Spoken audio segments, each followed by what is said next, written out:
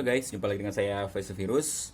Video kali ini mungkin lebih sekedar tindak lanjut dari kejadian oblaknya magnet di motor Yamaha Aerox saya. Yang videonya udah saya upload beberapa hari yang lalu. Walaupun sebenarnya kejadiannya udah lumayan lama lah, sekitar 2 mingguan. Nah, setelah kejadian si magnet saya yang oblak itu, memang pada saat saya pasang kembali, saya curiga bagian sininya ini kan harusnya ada tonjolannya. Waktu saya pasang lagi, dia udah hilang, alias mulus. Karena keterpaksaan waktu itu lagi di jalan, nggak sempet ngecek semua. Ya udahlah, yang penting saya pasang aja. Tapi setelah dipasang, ternyata menimbulkan masalah. Pada saat RPM tinggi, motor itu serasa getar hebat. Terutama yang saya rasakan berada di sebelah kanan. Saya sih udah yakin masalahnya itu ada di magnet. Dan sebenarnya saya itu ingin melakukan pengecekan pada saat bikin video penjelasan tentang si magnet yang oblak itu. Cuman masalahnya si magnet itu keras banget, nggak bisa dilepas. Mungkin karena bagian spy-nya atau kayak wood drive-nya habis, jadi susah untuk dibuka. Ini baru sekarang bisa kebuka dengan diakalin, disemprot pakai penetran, ketok-ketok. Alhamdulillah akhirnya bisa kelepas juga magnetnya. Dan ketika saya buka, memang bagian spy atau wood drive-nya dia habis nih guys, rata sampai kayak gini. Jadi udah nggak ada celah lagi. Harusnya di sini ada tonjolannya untuk penahan si magnetnya, penahan di lubang ininya nih. Nah, karena bagian spy-nya udah habis, jadi posisi magnet itu kemungkinan besar ya,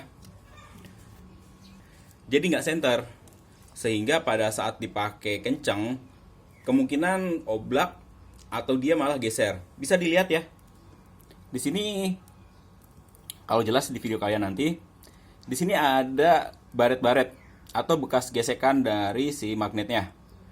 Mungkin kalau saya biarin dan dipaksain terus di kecepatan tinggi, yang ada bisa saja si askruknya ini yang sebelah kanan dia patah.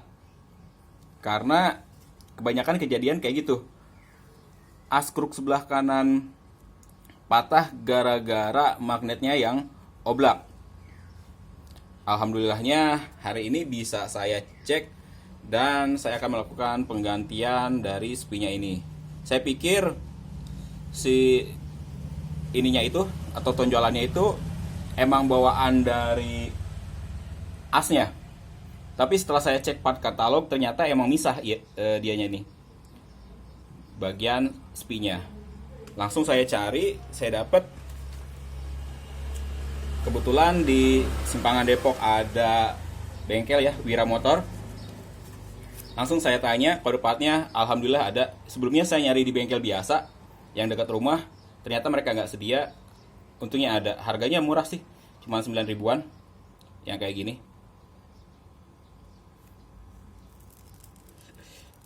Kalau ini yang barunya, yang lamanya udah habis banget, udah tipis. Dan cara lepasnya juga gampang. Tadi saya cokel pakai tang ini nih, alhamdulillah bisa kelepas ya.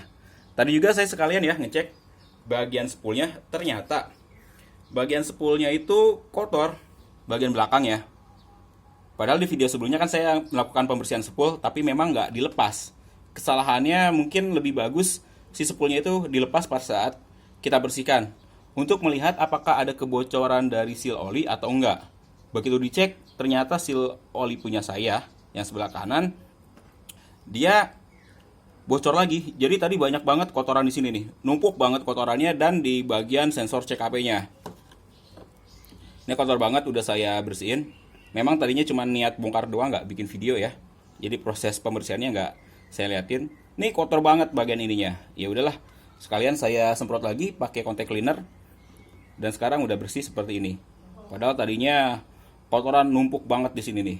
Kemarin kan di video saya cuma semprot bagian depannya aja, karena saya yakinnya nggak ada kebocoran seal lagi ya. Lah baru sekitar setahunan mungkin ya saya ganti si seal ininya. Saya anggap masih aman, ternyata ada kebocoran ya. Ini udah saya ganti juga. Kode partnya ini ya, sama kayak buat NMAX kalau seal oli sebelah kanannya. Terus efek yang saya rasakan gimana sih? Gara-gara bagian spinya ini udah habis, yang membuat magnet jadi nggak center atau nggak berada di posisi seharusnya. Jadi yang saya rasain itu kalau diibaratin kayak orang kena anyang-anyangan.